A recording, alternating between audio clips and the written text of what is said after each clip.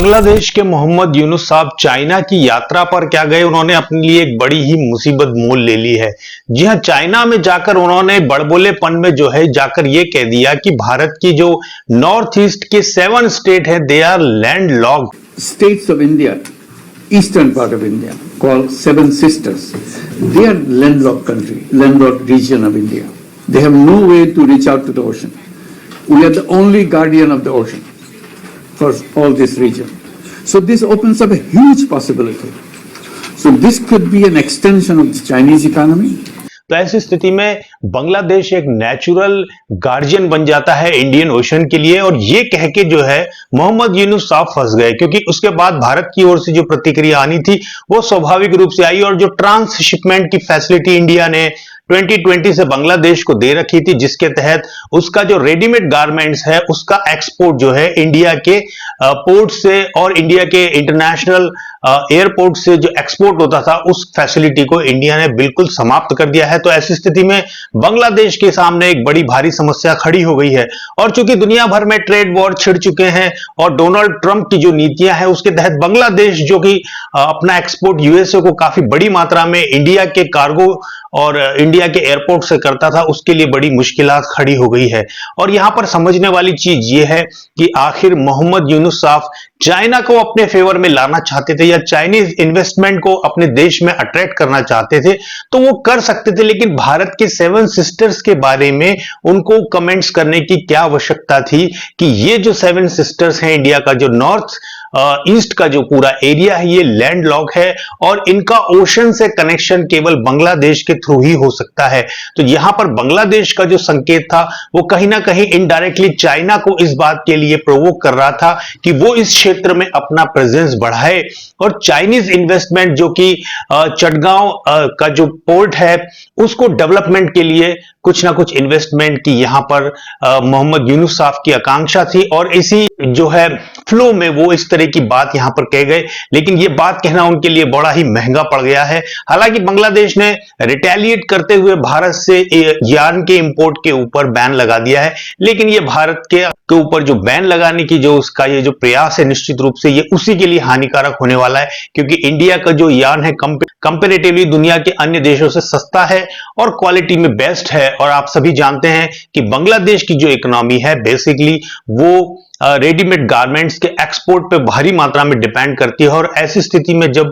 भारत से उनके शिपमेंट्स और उनके कार्गोज इंटरनेशनल लेवल पर नहीं पहुंचेंगे तो वहां पर बांग्लादेश की अर्थव्यवस्था के लिए बड़ी मुश्किलात आने वाली है। अब देखिए, चाइना की मदद से कहीं ना कहीं बांग्लादेश या मोहम्मद यूनुस जो है इस कोशिश में लगे हैं कि वो इंडिया को काउंटर बैलेंस कर सके, और उसके तहत जो कि चिकन नेक जो यानी कि पूरे इंडिया को जो नॉर्थ ईस्ट से जोड़ने वाली जो पट्टी है जिसकी चौड़ाई लगभग 22 किलोमीटर है, उसके पास ही एक पूरा जो रंगपुर का एरिया है वहां पर एक एयर बेस के डेवलपमेंट के लिए भी मोहम्मद यूनुस साहब चाइना की मदद लेना चाहते हैं ताकि वहां पर भारत के ऊपर वो प्रेशर बना सके। लेकिन उनको ध्यान रखना चाहिए कि ये जो 22 किलोमीटर की जो चौड़ाई वाली पट्टी है ये कभी भी 100 किलोमीटर तक जा सकती है। इस बात को बांग्लादेश को हमेशा ध्यान में रखना चाहिए, क्योंकि उसकी मिलिट्री पावर इंडिया के आगे कुछ भी नहीं है। तो ऐसी स्थिति में बांग्लादेश के मोहम्मद यूनुस साहब का जो बड़बोलापन है कहीं ना कहीं वो बांग्लादेश की अर्थव्यवस्था के लिए और हो सकता है आगे चल के उसके पॉलिटिकल मैप के लिए जो है हानिकारक हो सकता है, क्योंकि भारत ने ही 1971 में बांग्लादेश को जन्म दिया था, और यह संभव है कि भारत फिर से उसको विभाजित कर दे या एक अपनी सुरक्षा के मद्देनजर यदि चाइनीज दखलंदाजी बांग्लादेश में बढ़ती है और जो हाल चाइना ने श्रीलंका का किया था जहां के उसका हम्बनटोटा जो पोर्ट था उसको पूरी तरह से चाइना ने अपने कब्जे में ले लिया, वही बांग्लादेश के जो सबसे बड़ा पोर्ट है जो कि चटगांव है जहां से कि 90% एक्सपोर्ट बांग्लादेश का होता है, हो सकता है उसका हाल भी श्रीलंका के जैसा हो। तो यहां पर बांग्लादेश को चाहिए कि वो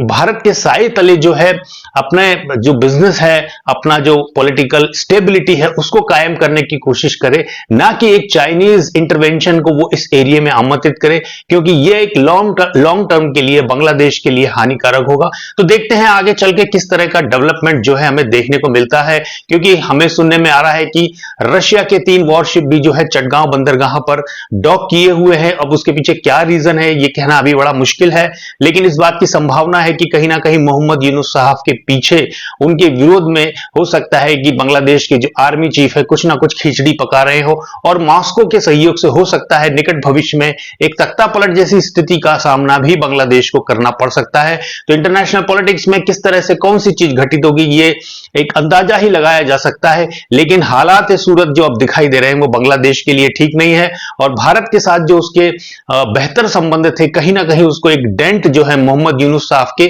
बढ़ती हुई चाइना की नजदीकियों की वजह से खराब होते दिखाई दे रहे हैं और ये एक रिलेशन एक डेंट हो सकता है। एक ट्रेड वॉर की शुरुआत हमें यहां पर भारत और बांग्लादेश के बीच में देखने को मिल रही है जो निश्चित रूप से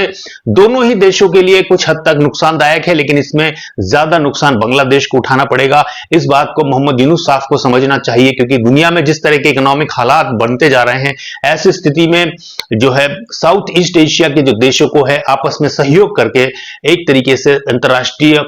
इकोनॉमी को संभालने की दिशा में एक महत्वपूर्ण सहयोगात्मक कदम उठाना चाहिए। लेकिन बांग्लादेश की ओर से जो जिस तरह के ट्रेड वॉर के संकेत हमें देखने को मिल रहे हैं निश्चित रूप से ये दोनों ही देशों के संबंधों के लिए हानिकारक साबित होंगे।